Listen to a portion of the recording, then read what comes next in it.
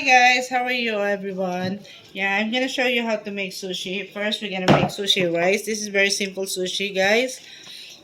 Our inside of the sushi, we have a fresh salmon that I sliced it thin slice, and the carrots, and the cucumber, and the fresh avocado. As you can see, our avocado it's really fresh, and we have the rice here. First, I'm gonna making a lot for the whole pack of the sushi. It's 10 sheets, okay? And this is 8 cups of rice. Make sure guys your rice is cooked well. It's not too wet your rice, okay? Because you're gonna put the liquid stuff for this. So this is a new. I just make this. And also when you make this, make sure your rice just make it. Just make it, right? It's really hot. I just make now.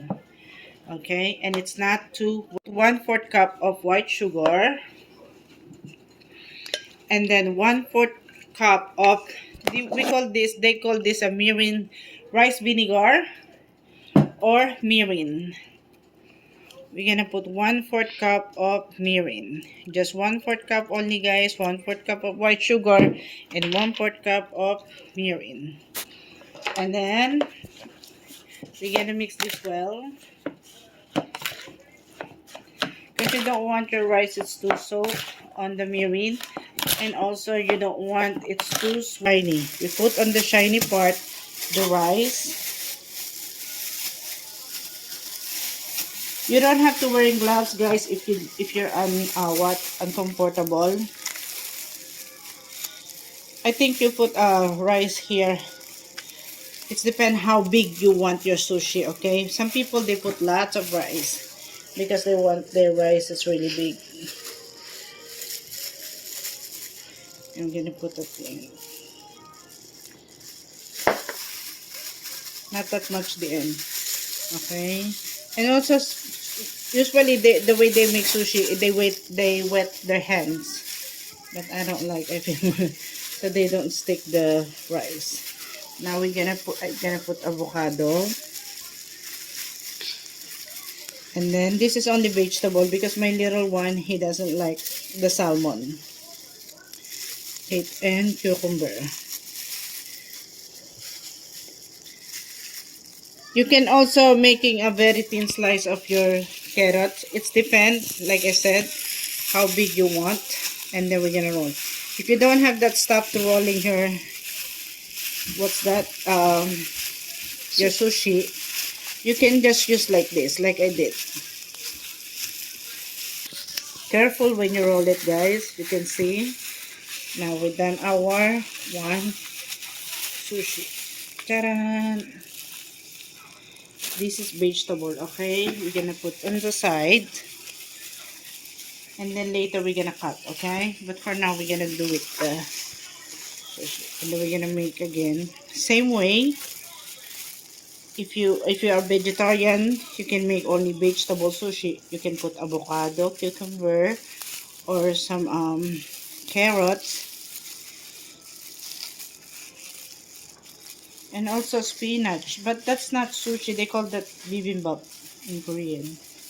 No, sorry, kimbap. Sorry, kimbap. This rice was really perfect, guys. That was really perfect. You don't need to put on the side a lot because once you roll this, the rice is keep pushing on the edge. It's keep pushing on the edge. So that's gonna be your stick for your seaweed. Guys, I already done my vegetable for my vegetable sushi. This time I'm gonna make salmon vegetable roll, okay? Now we're gonna put some salmon. It's like I said, guys, it's depend how many you want, okay?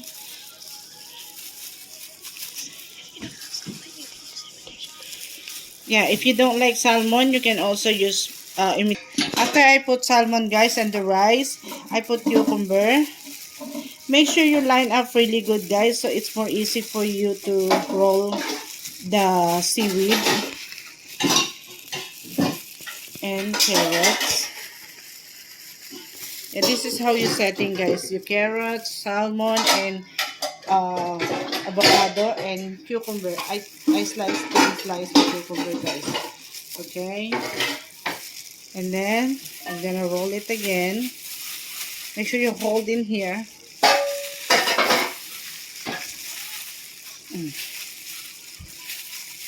You press, guys, so it's help to type the seaweed on the rice and all the inside.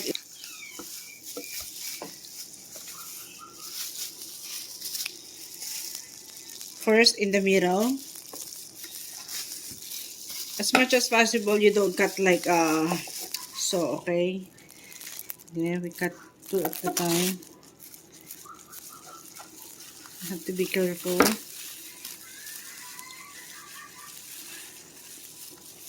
It's depend how you can cut your sushi. Because my little one, you know, his mouth it's so tiny. He can shovel the big size on his mouth. That's why I'm trying to make it very small for him.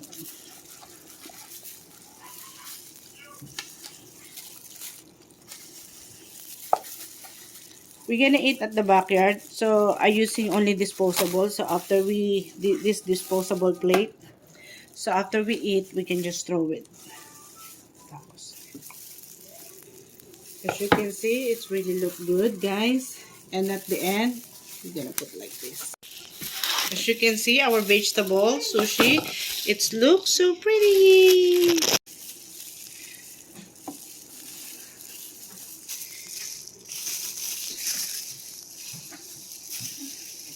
Yumi, coming. This is what look like our salmon sushi, guys. What do you think, my chef? Oh, this is vegetable and salmon. Because kids don't like it, you know. So we are just gonna get done this and then we're gonna go out. I make salmon na dari, just done. It's fine. Did you eat salmon? Our finished product of our sushi. This side it's vegetable sushi. As you can see, it was so pretty and perfect. And it's only not perfect, guys. It's also yummy. Hope you guys like it. Please like and share and subscribe on my channel, Best Friend Food. Thank you, everyone. Have a nice day.